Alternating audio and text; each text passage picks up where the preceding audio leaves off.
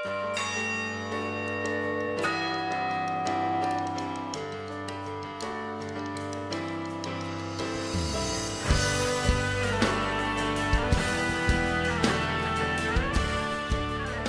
wil vir u baie dankie sê vir die week om hier saam te kon gewees het, die lang naweek. Dit was baie goed vir my, baie aangenaam, die gasvryheid, vriendelikheid en ja, baie sterkte. Ek het vanmiddag saam met die leraars gekuier, baie sterkte vir die gemeente.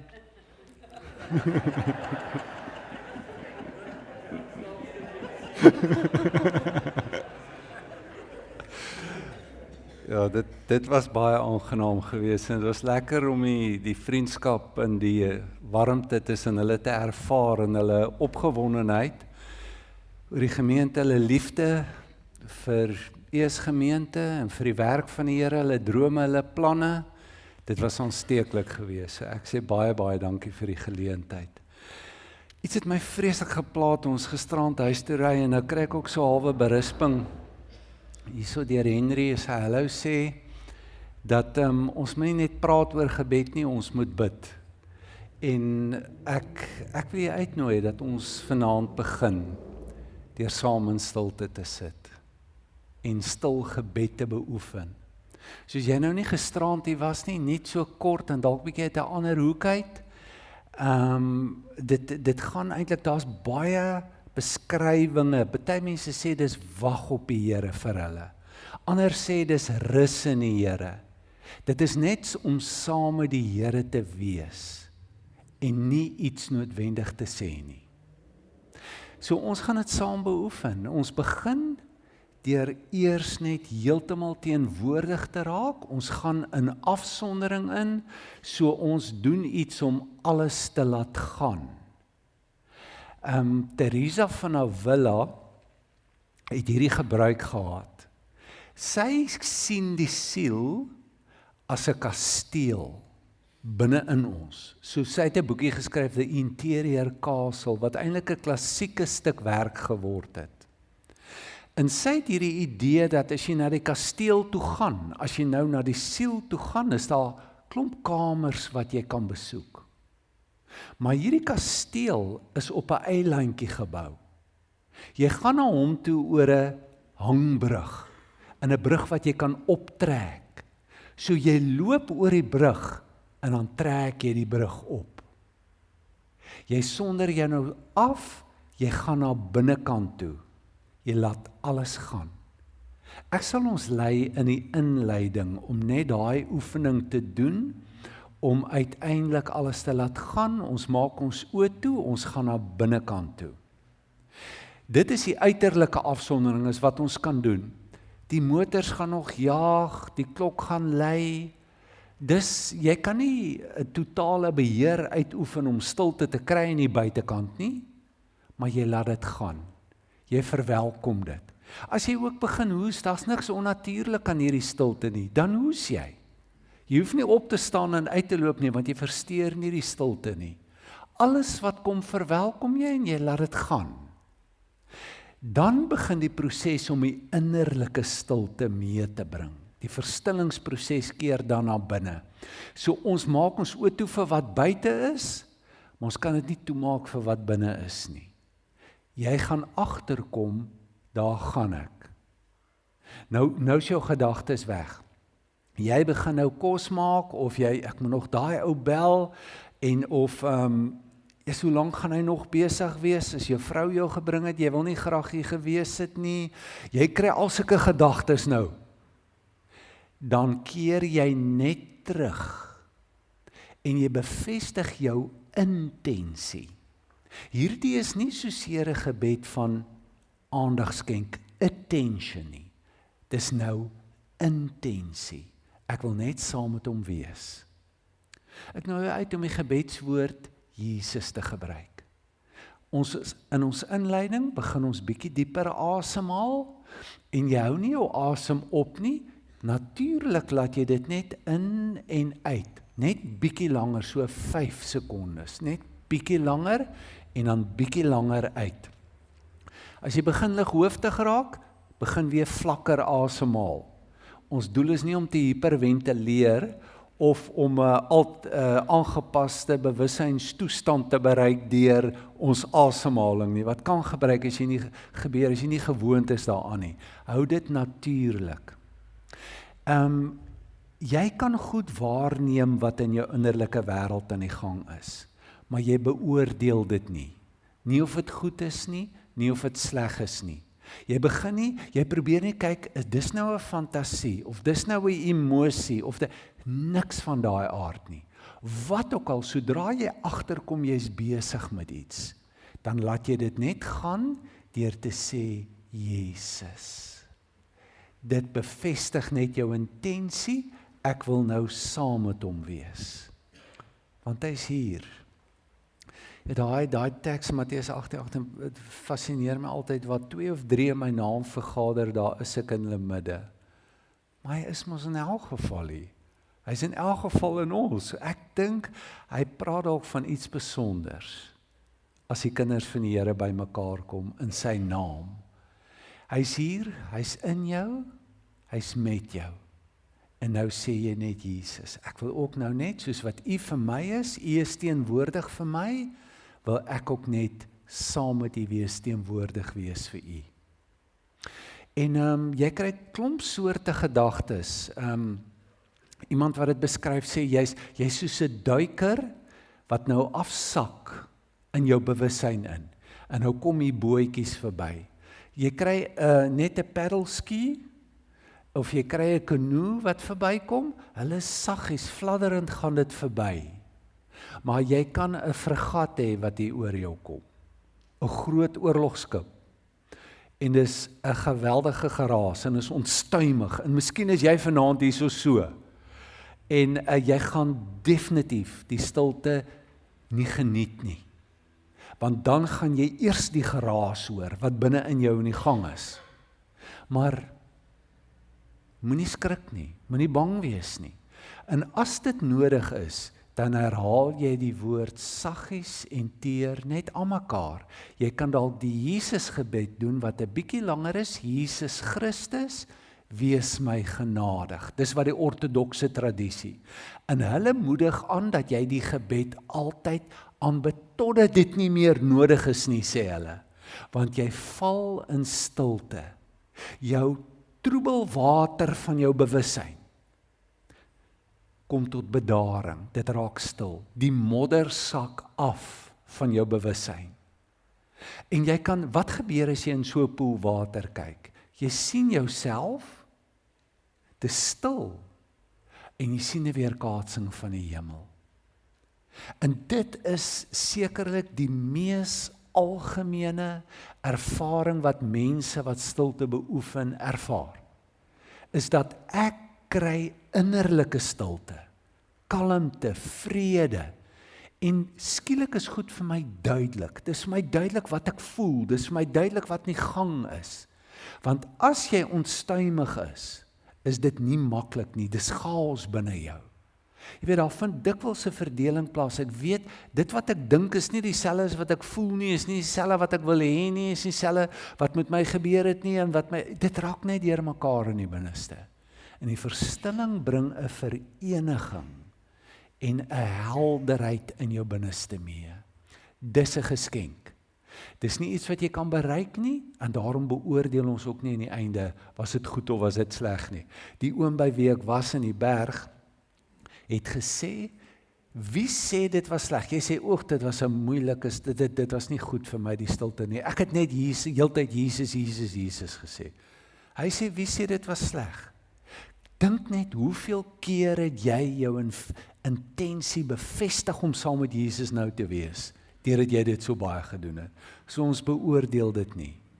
Ons gaan so vir 10 minute in stilte sit, en ek sal afsluit met 'n kort geloofsbelydenis, net 'n paar teksverse hardop te sê, as 'n afsluiting vir ons tyd saam.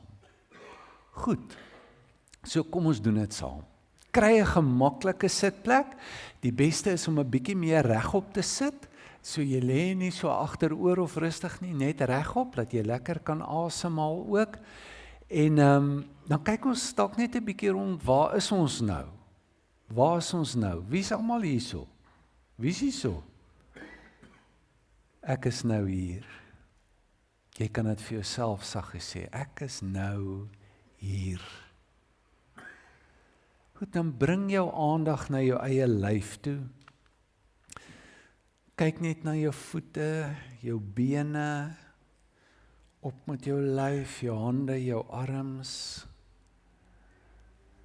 En jy kan 'n vinnige body scan doen net om te voel, is daar ergens, sit daar ergens iets in my lyf vas? Is daar dalk iets wat spanning, maag wat saamtrek, skouers wat saamtrek? En jy kan net bewus word daarvan. As jy dit enigstens kan vergemaklik, doen jy dit vir 'n oomblik. En dan vat jy en jy neem jou aandag nou na jou asemhaling toe. En nou kan jy net so bietjie dieper asemhaal en 'n bietjie langer asem uitblaas en jy maak jou oë nou toe. Ons gaan nou na binne toe. En net 'n kort gebed doen. Here Jesus, dankie dat ons hier kan wees. Dankie dat ons nou saam met U kan wees. U sê U is teenwoordig en is ons verlange en begeerte om nou net ook teenwoordig te wees vir U. Saam met U te wees in hierdie tyd. Dankie vir hierdie geleentheid. Dankie vir die gesondheid.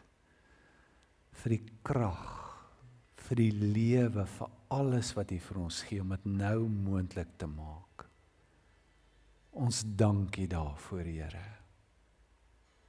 Dankie, Jesus.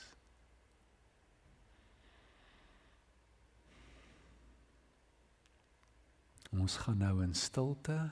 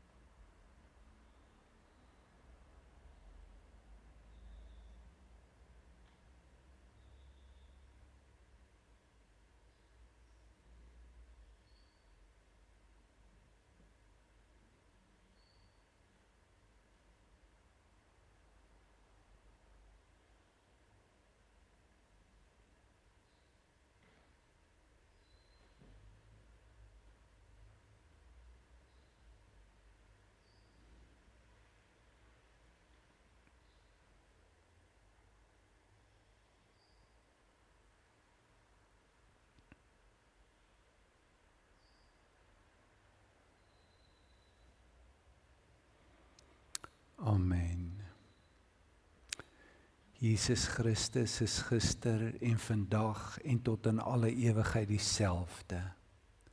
Uit hom, deur hom en tot hom is alle dinge. Alle dinge het deur hom ontstaan en in hom hou alle dinge stand. In hom leef ons, beweeg ons en is ons. So was dit in die begin, so is dit nou, so sal dit wees vir altyd. Amen. Amen.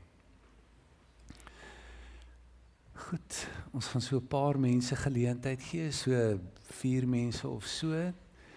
Net as jy kan sê, hoe was dit vir jou? En as jy enige vrae het, hoe was dit vir jou? En enige vrae.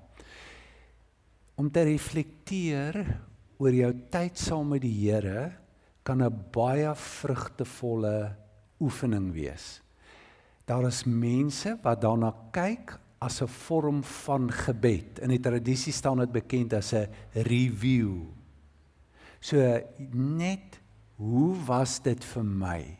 Jy kan geweldig baie goed agterkom. Jy kan agterkom wat dink jy van die Here.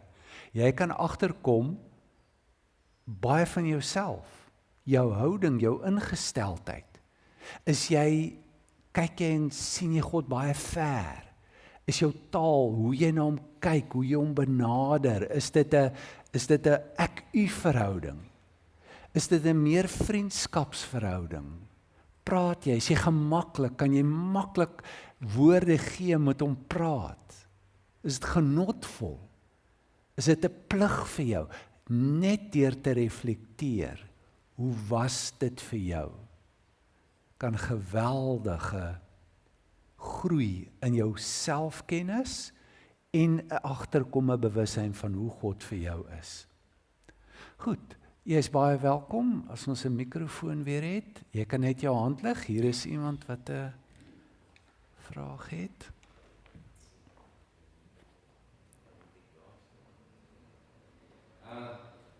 Meneer, ek wil net sê, ek is van die Kaap. Ek is oorspronklik in Tandelspoel gebore.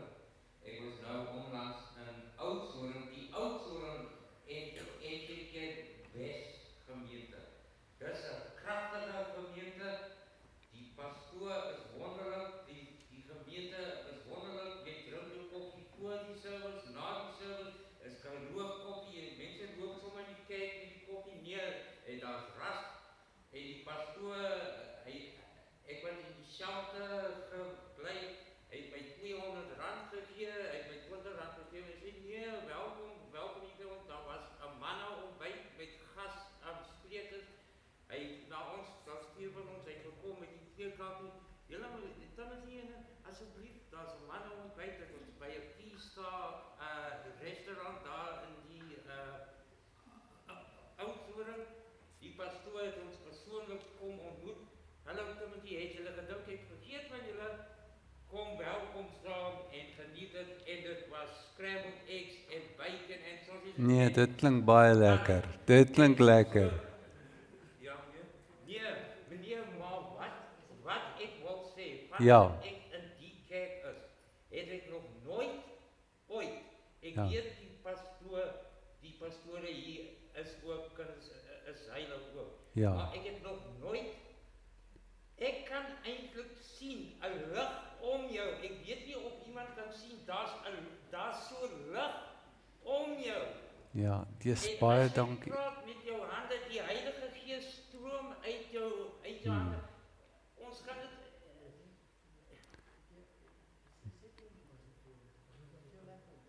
ja, en meneer, pastoor, ek bly Ja. meneer. Ja. Pastoor, dit was so lekker dat u my gewys het. Ek het nooit geweet hoe om te bid. Ek sal sê, please God help me now. Ja. Nee, in stilte, in kalmte. Ek het nie geweet hoe om te bid nie. Dominee Ben Jubé, hy het vir my gebid saam met sy kollega, en ek was so op my knieë gewees, né? Ja. En hulle het my gebid.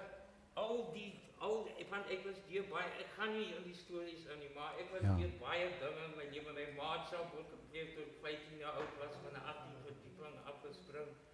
En Ami en al daai. Ja. Maar meneer, ja, okay.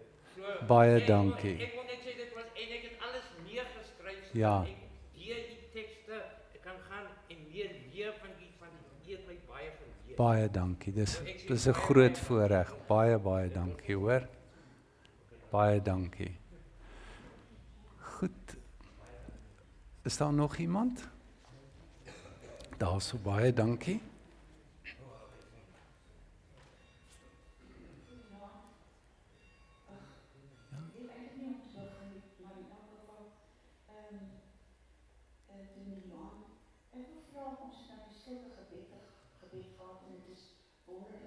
Ja. Dit is 'n wonderlike manier om met elke keer wat mense doen, gaan ons verder en dieper in. Maar ek wil 'n vraag vra, want ek dink as baie mense wat in die gemeente met die probleem sit, maar mense praat nie daaroor nie. Ja. En dit is wat hulle lewensverleer en dit is hulle jammer, kan ek amper sê, oor dinge oor hulle verlede. Nie wat hulle so seer gedoen het nie, maar wat hulle nie Gedoen het nie, ja. Dis volwasse. Jy dink jy was volwasse, maar jy weet die dinge, maar jy kon iets gedoen het om Ja. die situasie anders te maak. Ja. Of die hele situasie te om te draai of te groot iets van die beste van dit te maak. Ja. Wat so tot beter dinge so vooruit gesprek het.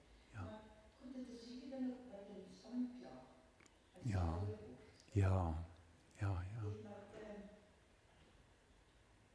Ja, miskien jy moet jy ook nog van die genade van Christus kan dank. Ja. Hoe kom jy dit hoor? Ja. As dit 'n probleem is, dan kan jy dit miskien eendag in 'n preek behandel. En dit is moeilike, dit is 'n baie vraag. Ja. Ja. Goed, dankie. Ek sal net 'n paar opmerkings oor dit maak.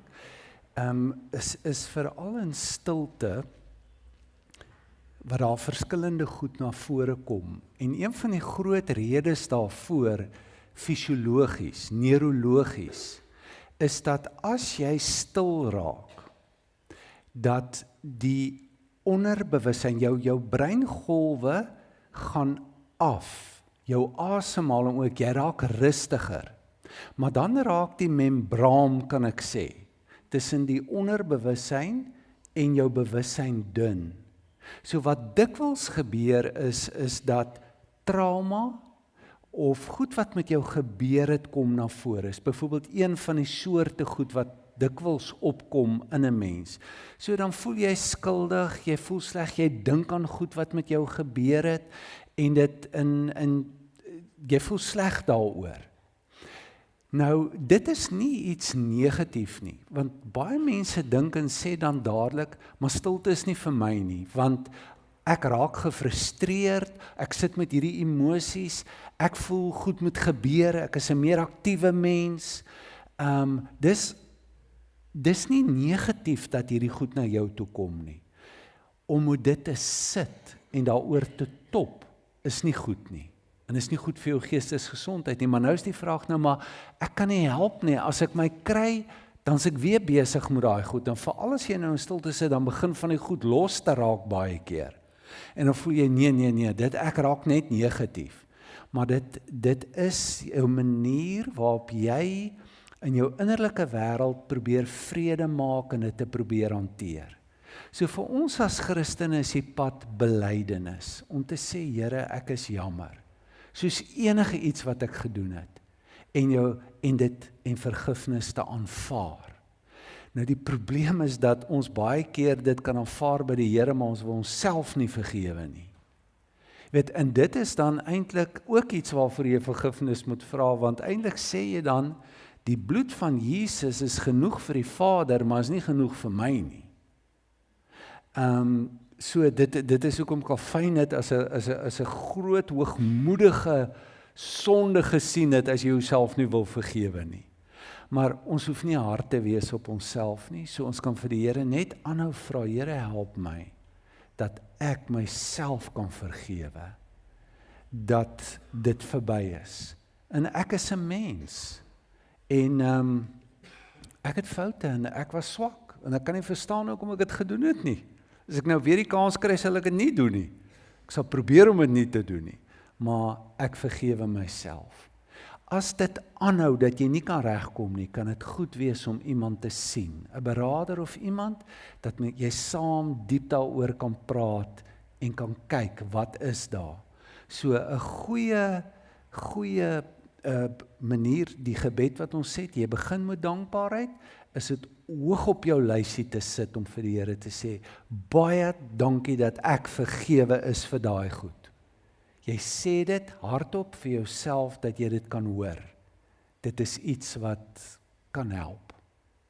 So ek dankie. Is daar nog iemand? Ja.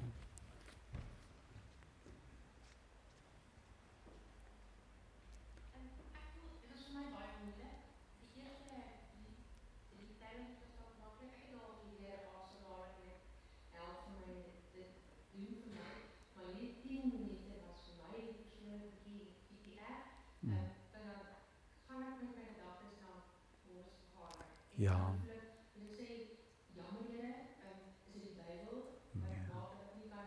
Ja. Ja. Ja.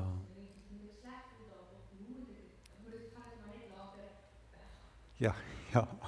Ja, neem asseblief nie sleg voel in jouself.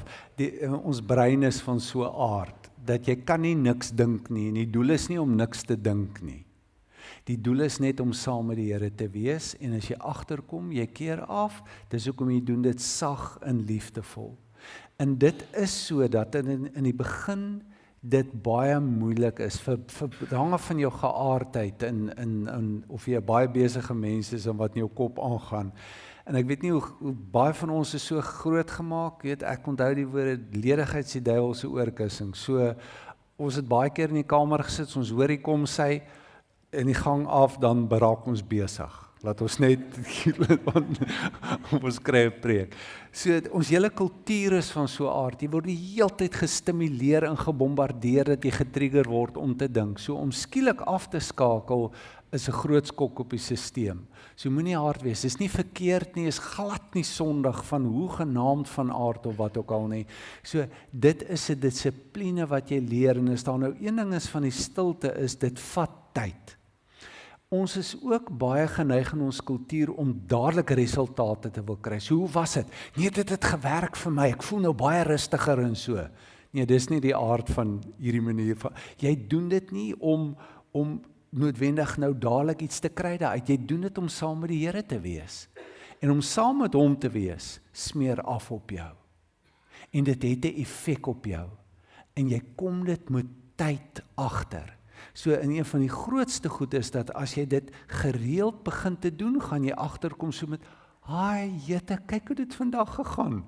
Dit was so stil, ek het soveel vrede en stilte in my, vir alle retreat is 'n baie goeie ding, want daar oefen jy dit nou aan mekaar, en jy's in 'n spasie saam met ander mense wat dit ook doen. Dan kan jy na so 48 uur se oefeninge saam, kan jy agterkom, jette, maar daar het goed geskuif vir my, ek kry baie hoop, dat dit kan stil raak in my, en dan ervaar jy die wonderlike vrede, wat alle verstand te bowe gaan. En daar is bietjie iets verslawends daaraan. Dis lekker ook, as dit so stil raak, jy weet, en jy kry 'n breek van jouself en van almal, jy weet. Ja, maar moenie hard wees nie.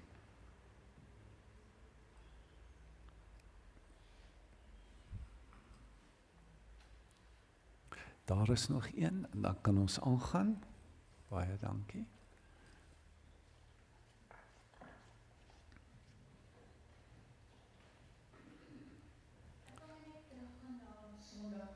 Goed.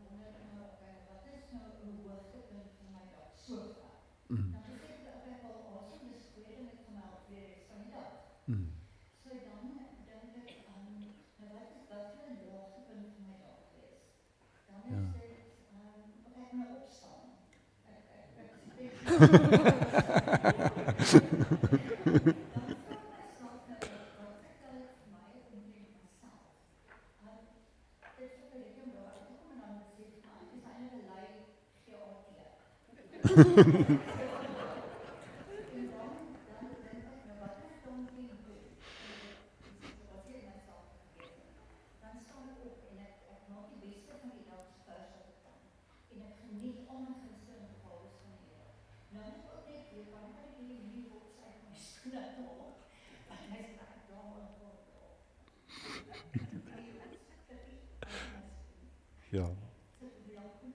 Jy kan hom dadelik uithaal.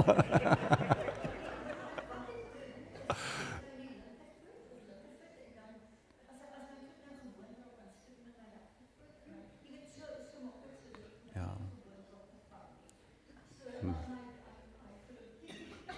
Nee. Ja. Hoorie, ons hoef ons regtig nie self te beseer en te beskadig in ons poging om herinner te word aan die Here of wat nie. Ja, dit mens, jy kan enige iets gebruik wat helpvol is vir jou. Dit is die doel, om jou te help en jou te herinner. Ek ken my vriend het sy horlosie gestel, elke uur, piep, piep, en dan kan ek sien, piep, piep, daar gaan hy. Daar bid hy net vir 'n paar oomblikke, hy keer terug. So as dit nie helpvol is nie, en veral as jy begin eel te kry,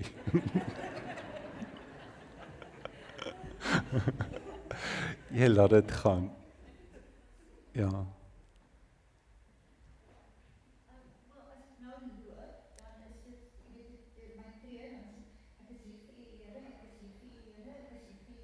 Ja. Ja, okay, ja. Goed. So, as jy met obsessiewe kompulsiewe gedrag sit, ek bedoel nou nie jy nie. Ja, dit klink nou verkeerd. Ek is oor die algemeen. Jy weet, herhaling was vir my persoonlik 'n groot probleem, want dit is te my tradisie gewees. Ek was, jy moet nie, Jesus het gesê, moenie herhaal nie. Maar hy het eintlik gesê, moenie ydelik herhaal nie. So, hy self het in sy gebede herhaal. Weet, in die tuin van Getsemane het hy 3 keer gegaan en presies dieselfde woorde gebid.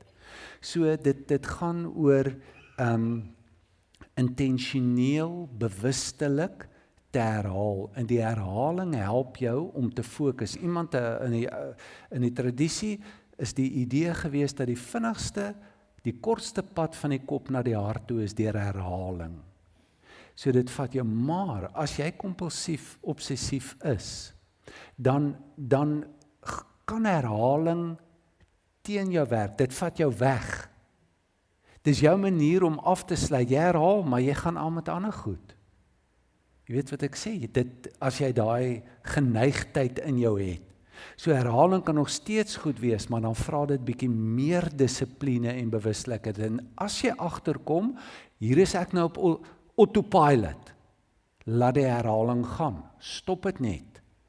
En dan breek jy dit en dan kan jy weer begin herhaal. So dan gaan eerder stadiger, dat jy dit met groter intentionaliteit doen, jou herhaling, dat jou hart in dit kan wees.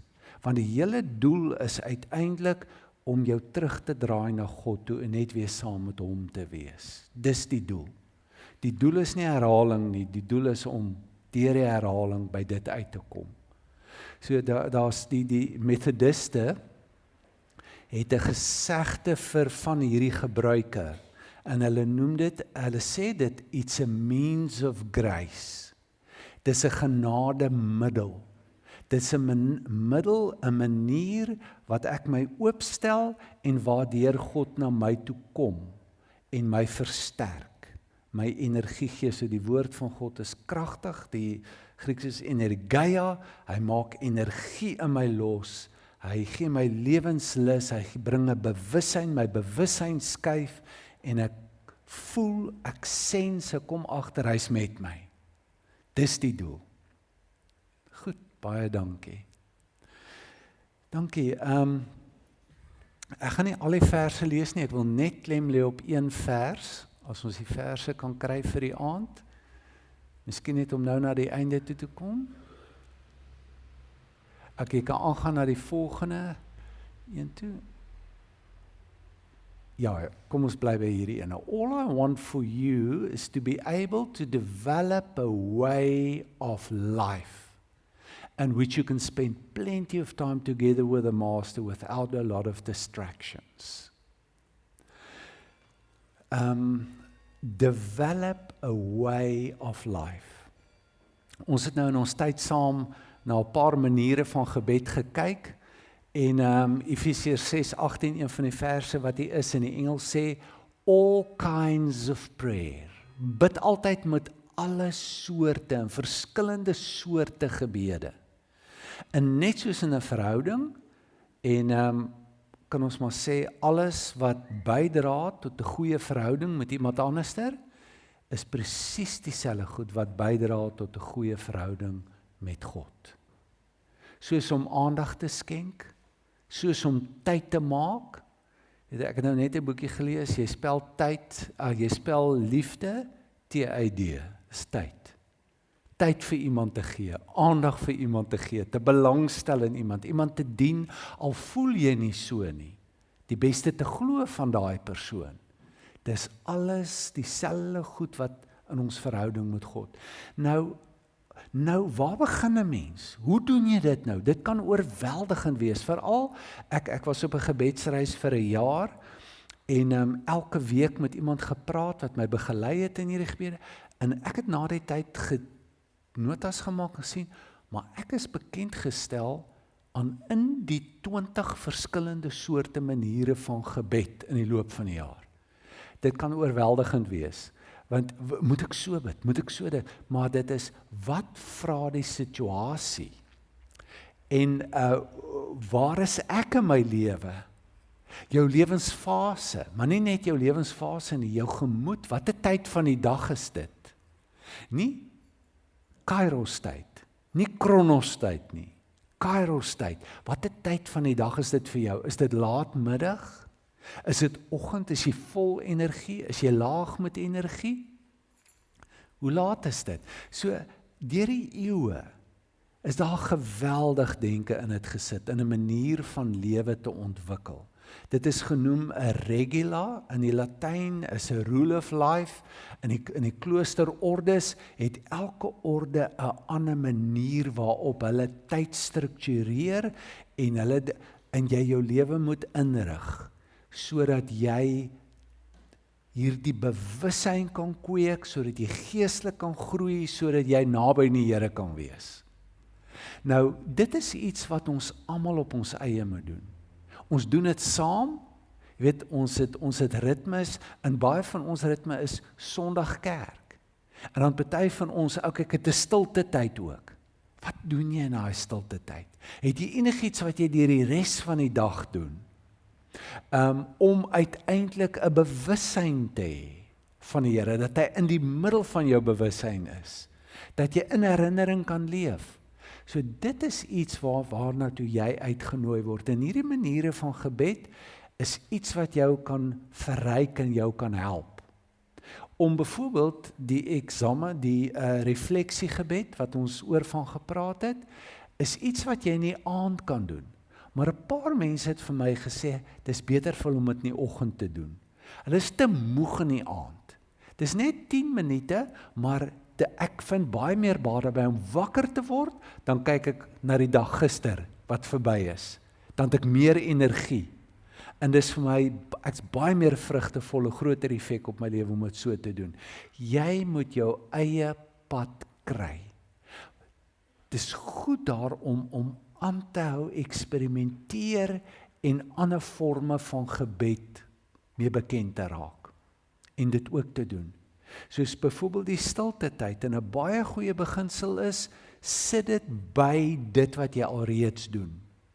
Met ander woorde, moenie iets wegvat nie. Sit iets by. Jy kan dit korter doen wat jy gewoonlik doen. Hoe hou jy stilte tyd? As jy nie stilte tyd het nie, en natuurlik het ek groot geword stilte tyd, maar dit was net spreekwoordelik. Dit was alles behalwe stilte as jy daai stilte tyd hou.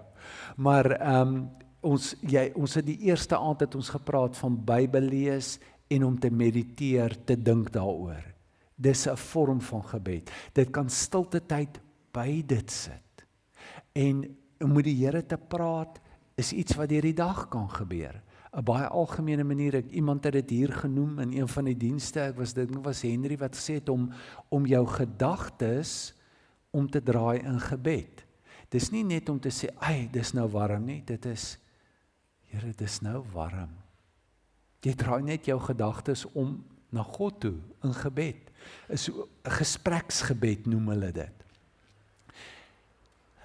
Die enigste rede om ek dit sê is net om 'n bewussyn te los by jou. Dat jy nou uitgenooi word om te let op die dag, die tye. Ons het in ons Afrikaanse kultuur die gewoonte om te bid vir die kos. Ons kan meer intentioneel met dit omgaan. En wat van bestuur? Wat van as jy iemand ontmoet? En jy hoef nie te sê, kom ons bid saam as ons nou gaan gesels nie, maar jy kan in jou hart bid. Dankie vir hierdie geleentheid. En hierdie ontmoeting as iets baie betekenisvol beleef. Ek gaan my aandag skenk. Ek gaan oor die bruggie stap na sy wêreld toe. Ek gaan belangstel in hom. Dit raak 'n geestelike oefening vir jou. As jy wegloop, bid vir daai persoon. Ek noem nou maar net voorbeelde van hoe jy jou dag kan kleur met gebed. Dat jy uiteindelik 'n biddende teenwoordigheid is. En dat jy uiteindelik, soos Paulus sê, bid sonder ophou. Dat dit 'n doodnatuurlike manier is om deur die dag te gaan, selfs net terwyl jy loop, bewus te raak van jou asem.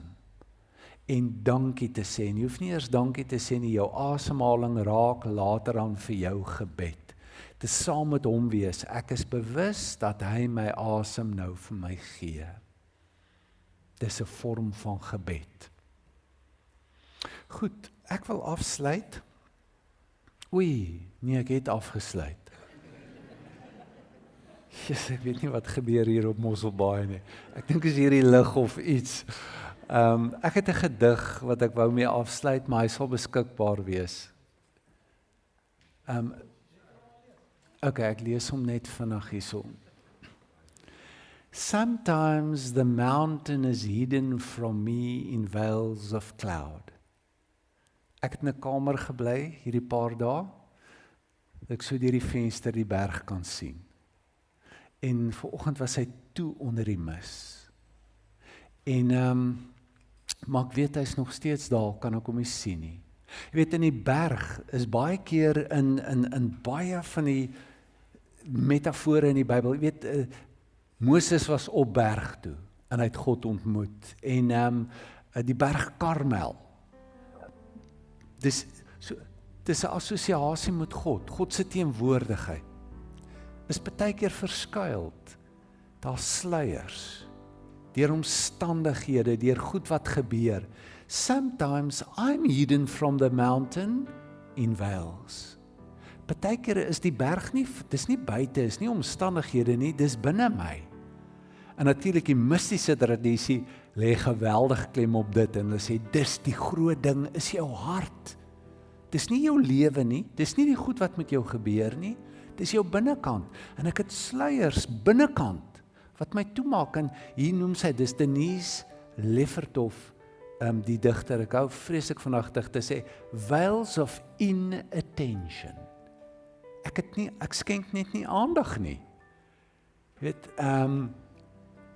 apathy, apaties te wees. Joch, dit gebeur met ons, nê. En daar's baie oor dit geskryf. Hier in die 3de eeu in die woestyntradisie het hulle vreeslik van apatheia gemaak, om apaties te raak. Acedia, dit was genoem the noonday devil. En dit was in die middag, hierso na middagete, wat die woestynvaders nie goed deur die noonday devil besoek word. Dan sal hulle so bietjie, jy's lethargic, jy's afgemat, Die son is so warm, dan wonder jy, hoekom doen ek hierdie goed? Hoekom bid ek? Hoekom sit ek hier so? En ek wil eerder die pad vat, ek wil iets lekkers gaan doen met my lewe en goed. Dan sê hulle, jy word besoek deur die noonday devil, asedia. Net deur lank, fatigue. Die pad raak baie keer lank vir ons, né? Jy raak moeg. Nou dis die goed wat sy gesê het, wat sy agtergekom het, wat haar vat. When I forget or refuse. Ek baie keer sê ek nee, ek gaan nie. Ek sê lus nie. Ek gaan nie dit nou doen nie. To go down to the shore or a few yards up the road. En ons vermoed sy is in die dorpie waar sy gebly het, was sy op die see, en sy sê, ek is net lui om in die natuur in te beweeg. Die natuur het sy beleef as 'n plek waar sy kan bid, wat dan net invat in 'n bewustheid van God se teenwoordigheid, or just a few yards up the road, en heel moontlik het sy na 'n kerkie verwys, wat sy baie besoek het, en ek dink sy was 'n presbyteriaan, en die kerkie was altyd oop vir gebed, en daar was ander mense ook seker baie keer daar, so sy praat van die gemeenskap van gelowiges, en dalk praat sy van om net dienste gaan doen, maar dis die goed wat sy uitvind, wat sy moet doen, on a clear day, en eintlik is die berg altyd daar, en die pad is altyd oop, dis ons altyd, to reconfirm, jy skep nie God se teenwoordigheid nie, sy teenwoordigheid is daar, dis net 'n herbevestiging vir jou, the witnessing presence, wat altyd daar is, in die teenwoordigheid te val.